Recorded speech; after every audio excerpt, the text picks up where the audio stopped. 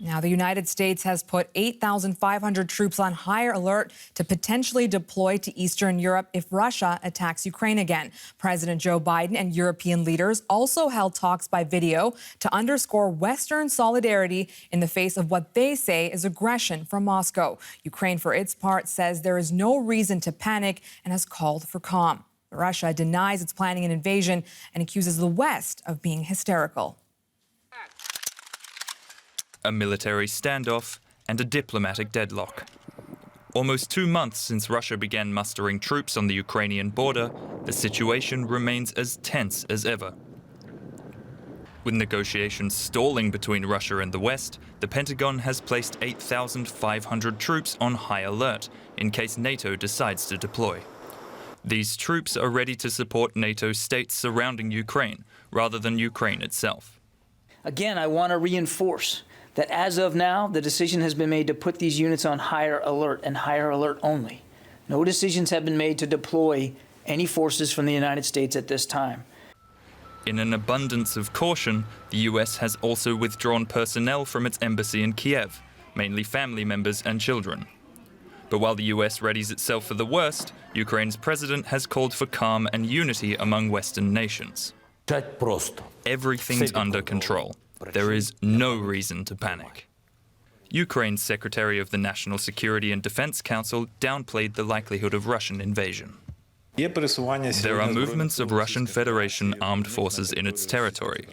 It takes place, we detect it. But there's nothing that can surprise us. Perhaps it surprised our foreign colleagues. They finally saw Russian armed forces move across their territory. Russia continues to demand a promise that NATO will never allow Ukraine to join the alliance, a negotiation non-starter for NATO. Yet as long as the diplomatic deadlock remains, so too do fears of an invasion. For more, I'm joined by DW correspondent Jack Parrott in Brussels. Good morning. The U.S. has put its troops on heightened alert while Ukraine's leader is projecting an atmosphere of calm. What's the EU's posture at this point, Jack? Well, from the European perspective, there are differing positions on this. As we know, countries like France and the Netherlands and Spain have already said that they're starting to ready some military hardware to move in if it needs to go further into Eastern Europe to try and make that sort of stand. But other countries, Germany specifically, has been blocking exports of arms to Ukraine to help them to defend themselves. So there's been a few divisions. We had this phone call between the US President, Joe Biden, the leaders of the two major EU institutions, von der Leyen and Michel, and the French President, the German Chancellor, the British Prime Minister, the Polish President as well, over just late last night. And President Biden said that this was a very, very, very good meeting. They're keen to make it look like everybody in the Western partners are on the same page. I think it was very interesting what we saw from Ukrainian officials, though, clearly trying now to calm their citizens who are worried after weeks and weeks of discussions about a potential invasion onto their territory.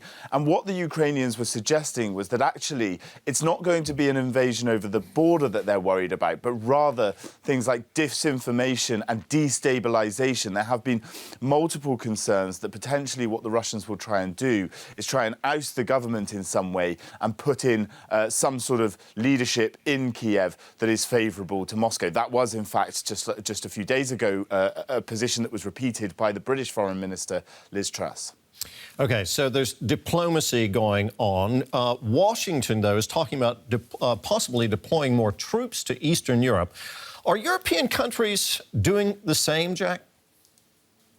Not yet. What we saw yesterday was the European Commission announce a €1.2 billion package for Ukraine economically to try and support the government, because what Russia has been doing is sort of putting the pressure and turning the screws on Ukraine economically. So that's really where they've been trying to support them.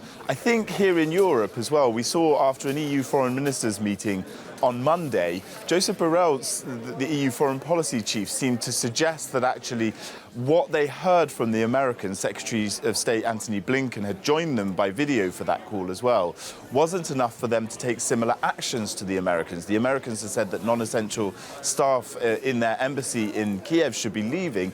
The Europeans don't see that as much of a risk and therefore haven't decided to move any of their diplomatic staff out of Kiev. We're going to have to wait and see how this goes further, Terry. There are mixed messages generally, but also perhaps, an intention for an array of different messages. The Americans are the strongest military, so therefore they make the strongest sort of military statements, and the Ukrainians are right on the front line, so they try and call for calm. The Europeans there perhaps sit somewhere in the middle.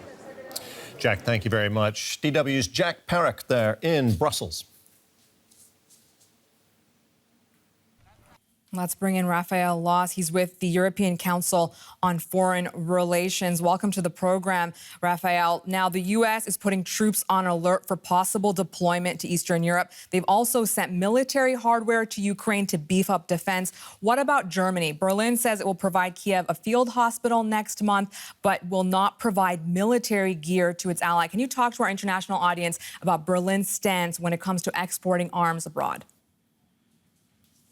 That's right. Berlin has announced that it would finance a field hospital for Ukraine in cooperation with Estonia. Germany traditionally has been hesitant, and this new German government more so than maybe past governments, to provide arms transfers into conflict zones. And it certainly counts.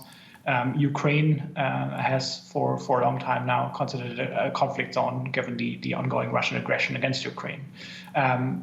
Currently, we see no indication that Germany would revise that stance. There has been some progress in this new German coalition government to coalesce around the same message when it comes to putting all measures on the table to deter a renewed Russian aggression against Ukraine.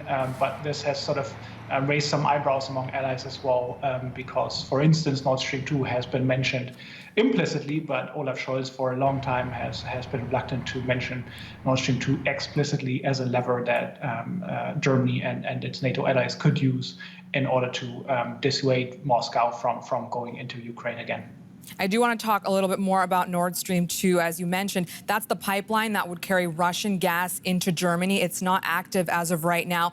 U.S. Secretary of State Antony Blinken has said this is leverage for the Europeans. This is absolute leverage that Germany has to wield against Vladimir Putin. Has Germany made it clear enough to Vladimir Putin that if his country attacks Ukraine again, the Nord Stream 2 is dead? As you mentioned, there's some uncertainty there about exactly what Germany would do should Russia invade Ukraine.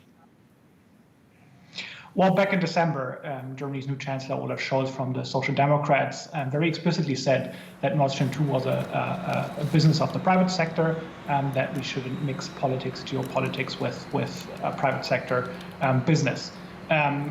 Some of his coalition partners, particularly in the Green Party, for instance, German Foreign Minister Annalena Baerbock, during the campaign last year, but also in recent weeks, has been a bit more explicit. The Greens have long emphasized Nord Stream 2 as a potential lever for Germany and NATO allies to use against Russia, just as Russia is prone to use energy as a geopolitical tool against its perceived adversaries.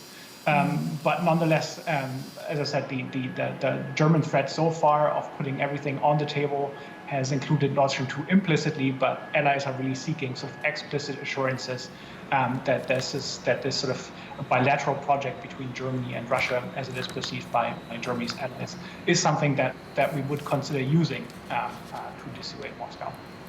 Raphael Loss from the European Council on Foreign Relations, thank you for your insights.